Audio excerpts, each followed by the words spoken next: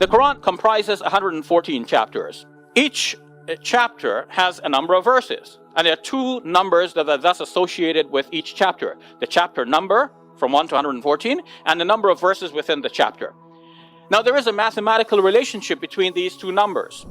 If you add the two numbers together, you either get an even number result or an odd number result. If you do this for the entire Quran, you obviously have 114 results.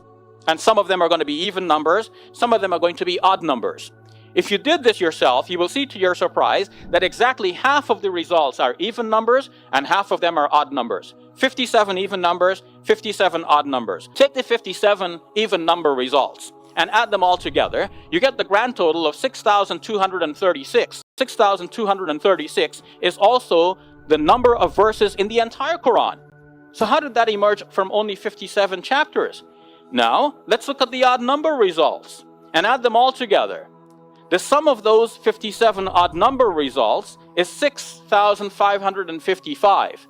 And it turns out that that number is the grand total of all of the chapter numbers of the entire Quran, the entire 114 chapter numbers.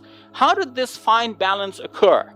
So that not only do we have an even number of even and odd results, but the even results total the number of verses of the entire Quran, and the odd number results is the total of all of the chapter numbers of the Quran.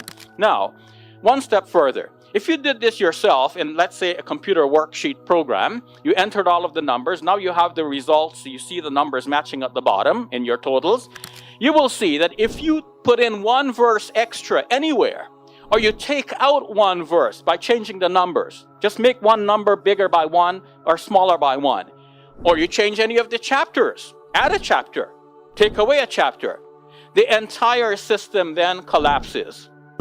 And what this means for me is that, to begin with, the system is there in place by God Himself. And secondly, this shows that the Quran, the one that I'm referring to, has been preserved and handed down to us over time, so we can be assured that this is the Word of God.